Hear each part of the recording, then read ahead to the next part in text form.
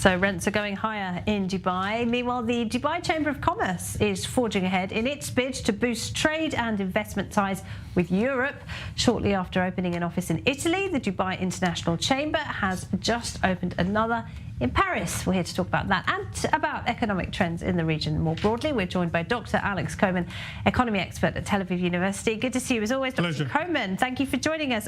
So let's start with the International Chamber of Commerce. What does this tell us about Dubai's international reach as a city? Well, Dubai is one of the most admirable countries in the Gulf, in the sense that if you think about these countries, they make tons of money out of oil and gas. At the same time, Dubai can hear very clearly the doom once we move to green energy, whatever it will be. So they're really putting a lot of effort. I mean, all the countries in the Gulf are talking the talk, but Dubai is walking the walk seriously. And so one of the advantages of Dubai is the fact that it has very low corporate taxes. One of the lowest in the world. They're at the bottom, so it's very attractive. So they consider particularly European countries, Israel as well, and they want these countries to move as much as possible of their activities into Dubai, so that if today most of the income is from oil and the alternatives are very small, they want to balance it, assuming that oil prices will decline in the future and the rest. So it's a very, very smart, very active... So they're attracting businesses, they're attracting investors, they're attracting workers, top talent, all of that, which is helping drive their economy forward. Absolutely.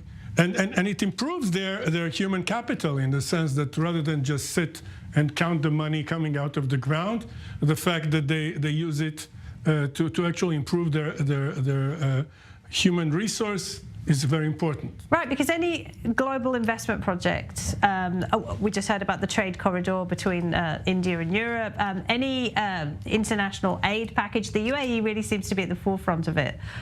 They do have enormous economic power, don't they? Right, but their human development index is not very high, in the sense that when you think about Dubai, universities, research, etc., you do see output, but much of the output is foreigners moving to Dubai. So I think they're doing an honest effort to actually generate value, not from the old world oil, actually from the new world human resources. And it's 3 years now since the UAE signed the Abraham Accords normalization deal with Israel, and trade has really taken off between the two countries. Yes, because I think we can complement very nice each other. I mentioned intellectual property. Since Israel has little natural resources, I mean, we have gas, but Israel is very strong in the terms of intellectual property. I think we can contribute to Dubai. Also, being a desert country, such as Dubai, we can contribute technologies, whether they are solar energy, agriculture. We're very good at agriculture, where you have salty water. We know how to handle that, how to transport energy, how to store it. So we really we can complement each other. So it can really be a nice marriage. It's quite a success story. Yes, the relationship between Israel and the UAE. And it's surprising because I could have said the same thing about Jordan and about Egypt, but those were not success stories, unfortunately. In terms of? In terms of, exactly, Egypt in particular, huge country, many resources, economy which is catastrophic. I mean, one of the funny things is he mentioned rents going through the roof.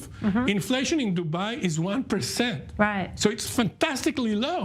So despite those price rises. Exactly, but if you think about food, automobiles, whatever, it's very low. In Egypt, it's almost 40%. It's 39.7. So it's a record, right? Excuse me? It's just hit a record. Yeah, it's incredibly high. So they're really the two poles, in the sense that Dubai is modern, adventurous, innovative, and Egypt is very conservative. The military controls everything. So in Egypt, we do not see this take off, even though it has huge potential, just from being close to Dubai. But isn't Egypt suffering from the effects of the war in Ukraine? Isn't that part of the problem? But I think it's a small, yes, they are suffering because the Ukraine was a big supplier of wheat to Egypt. And once wheat prices go up, this means that the Egyptian farmer has really difficulty eating his pita. Seriously, I'm talking about pita with onion. I'm not talking about anything dramatic. And this is the cause of when we had the Arab Spring. It was the result of economic crisis. So yes, this is one problem, but the fundamental problem is that it's not an open economy.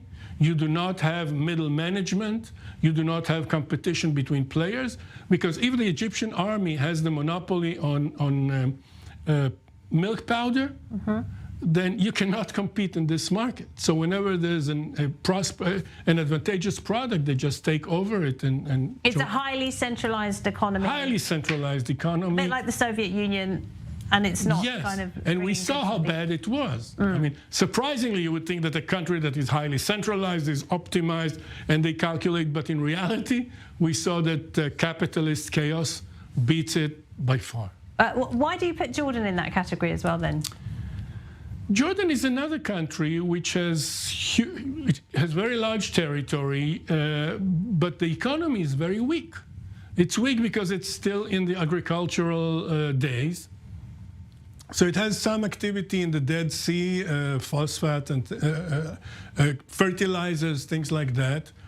But the big money, they have in Eilat, they're competitive because their hotels are by far cheaper and, in my opinion, nicer than Israel.